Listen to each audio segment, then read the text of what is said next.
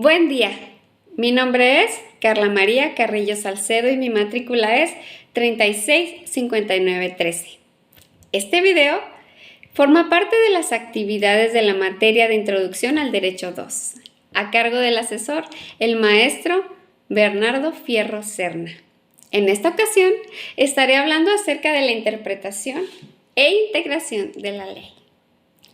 Pero primero, ¿qué es interpretar? Bueno, interpretar es conocer lo que se quiere decir. Existen diferentes tipos de interpretación. En este caso, nos vamos a abocar a destacar la importancia de la interpretación normativa, que es uno de los problemas fundamentales de la técnica jurídica. El proceso de interpretación jurídica no es exclusivamente cognoscitivo, sino que también tiene que ser un proceso comprensivo. Más bien es un proceso comprensivo y es aquí donde la porca torció el rabo. ¿Por qué? Porque si la interpretación no se hace correctamente, no se comprende correctamente, entonces la ley no tendrá un fin establecido y mucho menos podrá realizarse la aplicación a un caso concreto. El intérprete debe de identificar el pensamiento contenido en esa norma, basándose en las palabras, en entender los conceptos, la definición de cada una de ellas, en analizar la forma y la composición de la oración o del artículo completo utilizando la lógica jurídica para ello. La teoría de la interpretación surgió a mediados del siglo XIX y junto con ella varias escuelas que fijaron sus posturas y también dieron a conocer sus teorías acerca de ello. Una de ellas es la de la exégesis en Francia. Fue la primera en implementar un sistema y un método. Afirmaba que la ley debía ser interpretada según la voluntad misma que precede su origen. Nada más. La escuela dogmática de Savigny, en ese caso, le dio importancia a otros factores como la realidad de la vida social, no exclusivamente a lo que decía la ley y lo que representaba ella. Savigny consideraba que el ordenamiento jurídico es un todo, creado sistemáticamente y que cada norma debe de estar unida a otras para que pueda ser coherente y uniforme.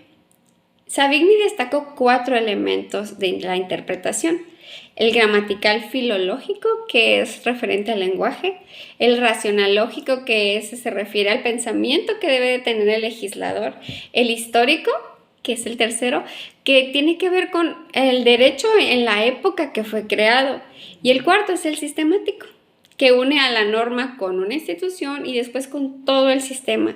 Estos 4 elementos no pueden estar separados, no se excluyen, al contrario, tienen que trabajar en conjunto de una manera armónica para lograr el fin que se busca. El método teleológico, ese fue creado por Gehring y Herc, ¿sí? Contrario al método dogmático de Savigny, ya que ellos pues mencionan que el intérprete debe de tener presente la idea o el fin de la norma jurídica a fin de proteger el interés de la norma misma. La Escuela de Libre Investigación Científica fue fundada por Jenny. Hace críticas a lo estricto de la interpretación gramatical o lógica. Pero Jenny afirma que la interpretación gramatical, si coincide con todo lo externo, entonces debe aplicarse sin duda alguna. Pero en casos en que la ley presente insuficiencias, lagunas u oscuridad, entonces el intérprete no solamente debe dedicarse a una interpretación, sino que debe hacer una integración de la norma, buscando otras partes, otras normas, otros preceptos para que pueda complementarla y así suplir ese hueco o esa oscuridad de la ley. La teoría pura del derecho de Kelsen, esa habla sobre aplicar una norma de grado superior, como en nuestro caso, que no podemos tomar en cuenta solo una norma, sino que hay que tomar en cuenta las que están por encima de ella. El legislador o intérprete que encuentra en esa norma superior contempla no solo la elaboración, sino su contenido también. En cuanto a las lagunas o insuficiencias de la ley, Kelsen dice que el juez tiene la obligación de decidir ante el caso planteado cuando falte base para la aplicación de la consecuencia jurídica. Y así es hasta la actualidad. El juez tiene la obligación de suplir esos huecos. Para Kelsen hay 3 tipos de interpretación: la declarativa, la extensiva y la restrictiva.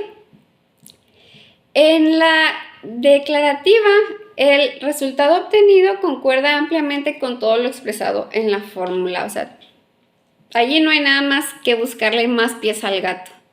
La extensiva es cuando el intérprete, después de usar todos los elementos gramaticales, racionales, históricos, sociológicos, comprueba que las palabras contenidas expresan mucho menos de lo que debe ser, entonces tiene que ampliarla. La restrictiva o restrictivo es lo contrario. Si explica mucho menos de lo que en realidad, mucho más de lo que es, entonces la tiene que restringir.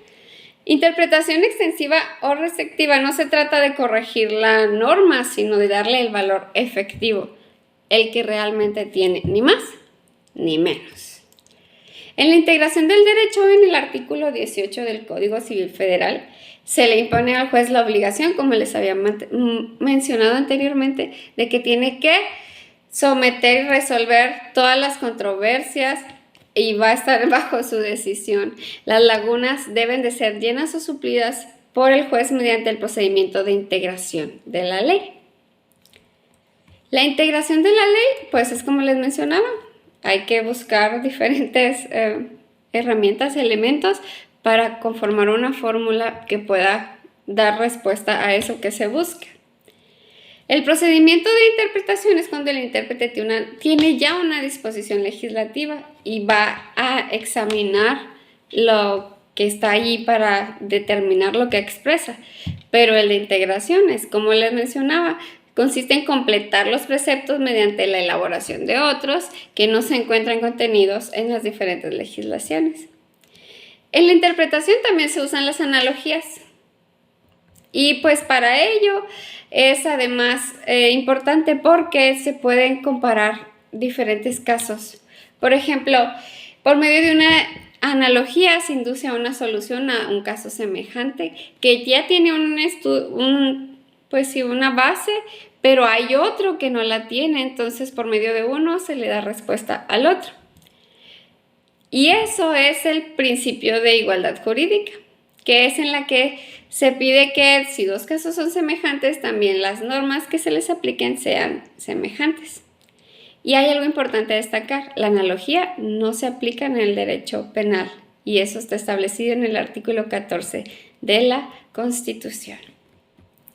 Para finalizar, toda la interpretación de la ley es necesario que el jurista tenga la preparación, que cumpla con todo el proceso para lograrlo, que siga cada uno de los principios y además no es lícito, no se vale resolver o juzgar sin tomar en cuenta todo. No solamente una parte de la ley, sino todo en su conjunto. De la misma forma que aplicaría el ejemplo de que yo no puedo saber qué trata un libro o qué es lo que el autor del libro quería decirme nada más por leer un solo párrafo. Le agradezco. Buenas tardes.